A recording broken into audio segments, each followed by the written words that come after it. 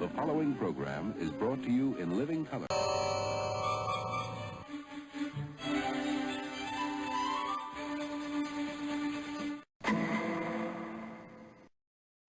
Hi, I'm Tony Figueroa, the Child of Television, and welcome to another edition of This Week in TV History.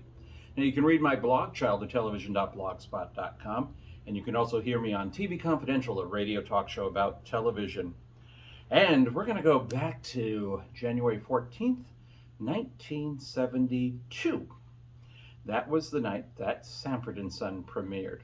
So I want to take you back a little bit before the premiere of that show. I remember hearing about this show the night before when I was watching the Flip Wilson show. That was a variety show hosted by comedian Flip Wilson. Redd Foxx was the guest on that, and I just remember he was very funny on the show, but when they did the curtain call, Flip Wilson looked to the audience and said, "Don't forget to watch Redd's new show tomorrow night." So I had to see this new show. It was called Sanford and Son. It was based on a British comedy called Steptoe and Son about a father and son that worked in the rag and bones business. You know, what we in America would call junk dealers. It was put together by Norman Lear and Bud Yorkin. So Norman Lear had incredible success already at CBS with All in the Family. So this was NBC's chance to have their type of All in the Family. There were a lot of similar themes. There were a lot of racial content. There was also a relationship between father and son. So the relationship between Fred G. Sanford, played by Redd Foxx, and his son Lamont, played by Demond Wilson, was very similar to the relationship between Archie Bunker and Mike Stivic, aka the Meathead. Now, when it was time to come up with an American version of Steptoe and Son, Redd Foxx was not the first choice.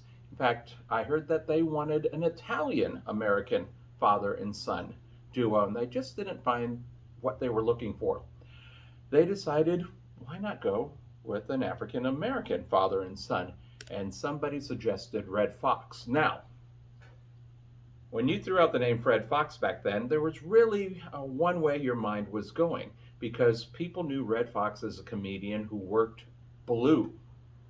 Okay, so that meant, you know, he was not going to be somebody that you would see on primetime TV. The fact that Flip Wilson had him on is because they were friends and gave him a venue to see somebody that you normally would not see on primetime TV. Redd Foxx's comedy albums, they were referred to as party albums because you played them at parties.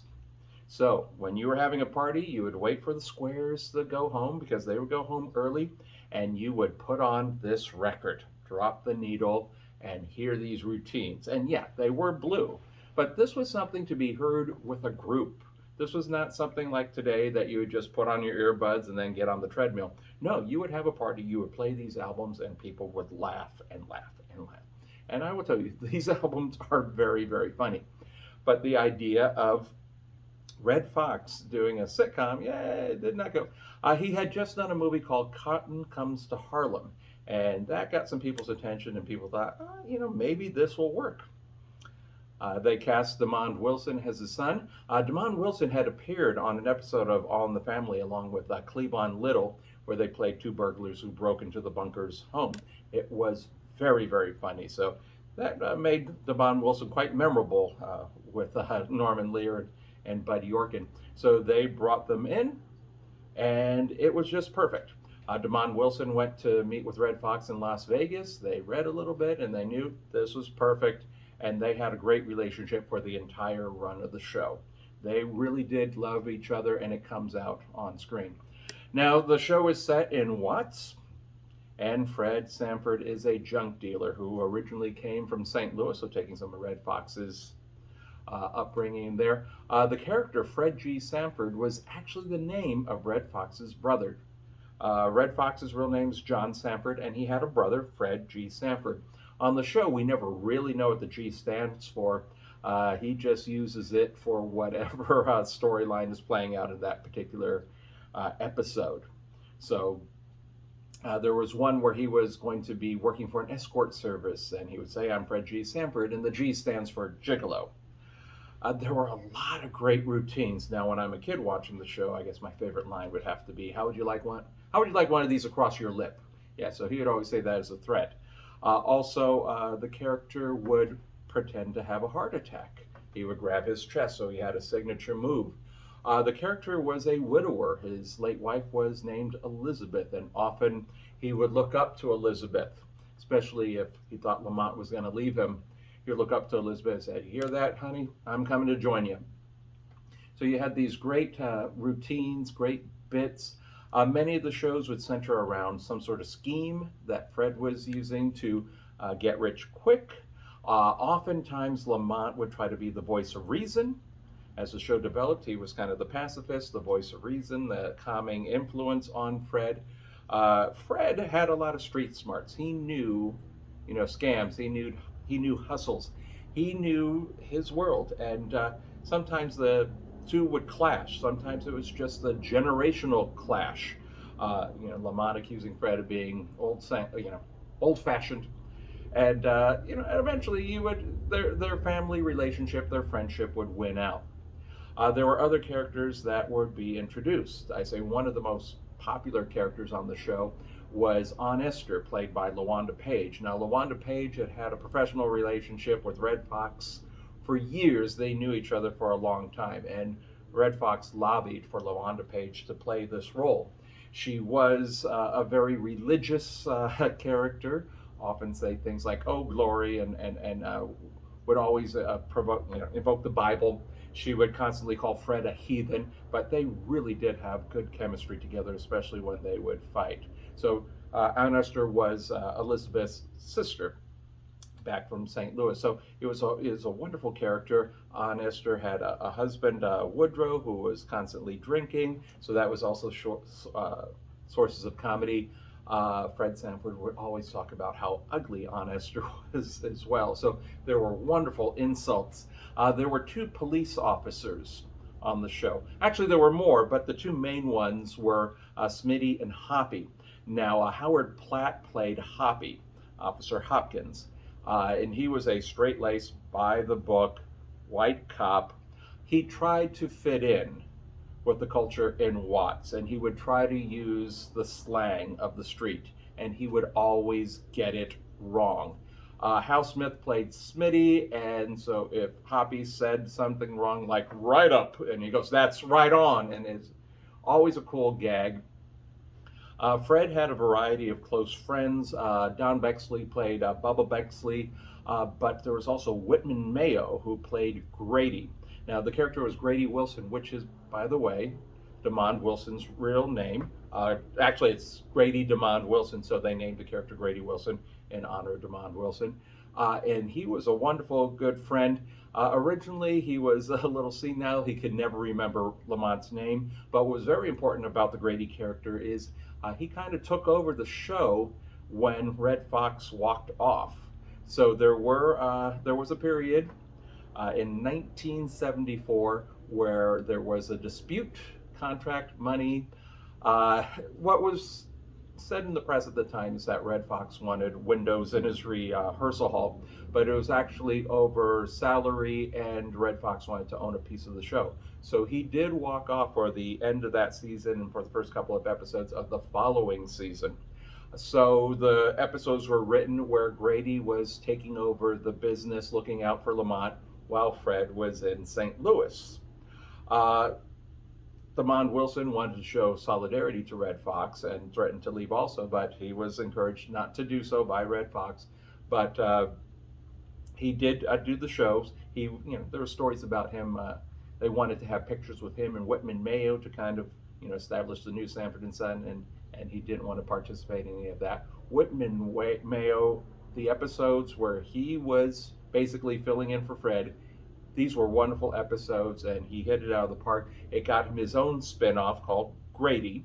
Unfortunately, that did not last very long, but he would then be a constant fixture on episodes of Sanford and Son, and was a great foil for Fred, great confidant, and also just somebody else that Fred could work off of. It was just a wonderful character. There were other characters like, yes, I am looking at notes. There was Nathaniel Taylor, who played Lamont's friend Rollo. Now, Rollo had spent time in prison, so there were a lot of jokes about that. Nathaniel Taylor also appeared in the spin-off series Sanford, which did not feature Demond Wilson, that came on in 1980. So he did appear in a few of those episodes. There was Lynn Hamilton, who was Fred's girlfriend Donna. Now, when Donna was introduced, Lamont called her the Barracuda. There was, a friction between Donna and Lamont. Lamont did not like his father dating this woman. Eventually, that was dropped, and they actually became very good friends. And there was, of course, another favorite of mine, Gregory Sierra, who played Julio Fuentes. Now, he would later go on to be Chano on Barney Miller, and he had a wonderful career. We lost him a couple of years ago, but he was the new neighbor. He was a character from Harlem, but he was Puerto Rican. And a lot of times he would switch from English to Spanish. He had a pet goat named Chico. He also was running a junk business, so Fred and Julio would have some conflicts, but he was turning out to be a very good friend to Lamont. And as much as Fred would insult Julio, and he did it often, Julio still had a certain respect for Fred, even though he would not tolerate the insults. There was a certain respect. He knew that this man was an older man and was raised to respect, your elders. But he also respected Fred because he always thought Fred had a good head for business, and would remind Lamont every so often that he wishes his father was still around. He said, "You never know. One day," his words, and sometimes that gave Lamont the reality check he needed to include his father in some of his activities. There was Pat Morita. Yeah, we know him as Mr. Miyagi in the Karate Kid movies. We also know him very well as Arnold on Happy Days. But he did several episodes as one of Lamont's friends, Ah Chu. Now, Pat Morita, as a stand-up comedian, worked at Red Fox's club in West Hollywood on La Cienega Boulevard. He did have his own nightclub there for many years, and a lot of comedians got their start there. One of them was Pat Morita, and Pat Morita speaks very highly of Red Fox as kind of the mentor, the godfather, gave him great advice about how to work the room. Also helped him out financially when he was having his second child, and basically asked not for any type of payment, but to pay it forward when he was in the position to help other people. And Red Fox just knew that Pat Morita was going to hit it big and be very successful. And so he brought him on to Sanford and Son. He wanted them to write material for this character. Also, when the show would take its summer hiatus, Red Fox would take a special show, and he would perform at prisons and other venues, and that included the Apollo in Harlem. And Pat Morita was the MC on these shows. There was a character, and I want to say kind of a repurposed character from the Jack Benny show, kind of a reoccurring thing from actor Frank Nelson. Frank Nelson, if I say the name and you're not getting a picture in your head of what this guy looks like, well, he had a signature line, and he had it on the Jack Benny show. He also had it on Sanford and Son. It would be, "Yes," and that was him. So oftentimes you would see him, you see his back, and Fred would go, "Excuse me," and he would turn around, "Yes," and so there was a great running gag with that. The show went on until 1977, and Red Fox decided, he was done. It was time to do something else, and he got a great deal to do a variety show over at ABC. It was called the Red Fox Comedy Hour, and there were a lot of wonderful, talented performers there. I remember when that show got canceled. They did not have a long life. A lot of the grown-ups were talking about how the show gave a wonderful opportunity for so many musical acts that would not normally be seen on television, and he gave them the spotlight on his variety show. So people said, yeah, that was the sad part, is that there were so many wonderful musical acts that had never been on TV before that they got to showcase. There are so many wonderful things about this show. It is a product of its time, but when we look back at that particular time in television history in the 1970s, when people like Norman Lear were changing the face of television, here you had a show on a network with two African American leads, and it was funny. And they got to bring in a lot of who they were into the show, and have some of the jokes and kind of show off that particular time period. And also, it's probably the first time that I can remember a show set in Watts. So to show people struggling and trying to do their best. And at the end, the most important thing is that you have family. So if you can watch it either on cable, it's always going to be on one of the nostalgia channels, or watch it online. Is a wonderful class in comedy. Not just the funny parts of Red Fox, but it really does show how good a straight man Demond Wilson was, and also just what a fine actor he was.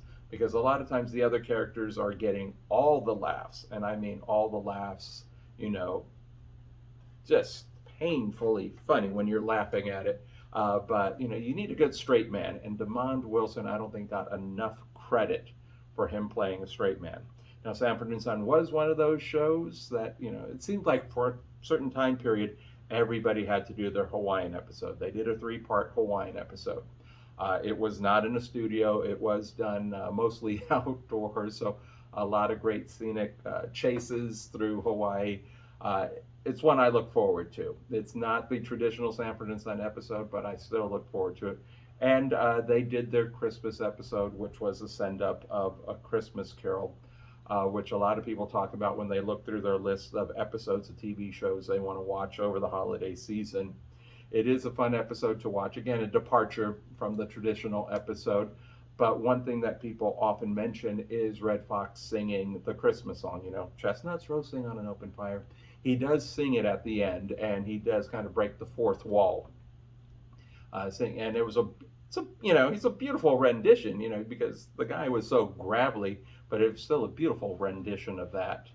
As I mentioned, the show did come back in a different form called Sanford a few years later. So Red Fox was doing reboots before anybody else, apparently. So he was doing that before. Now it's the thing. Everybody has an opportunity at a reboot, but he did it without Demond Wilson. Again, there's so many things that we could talk about this show, and I'm just talking about some of the things that I really enjoyed. It's hard to believe that show is now 50 years old. If you haven't had a chance to see it, you should seriously check it out, because like I said before, it was a master class in comedy.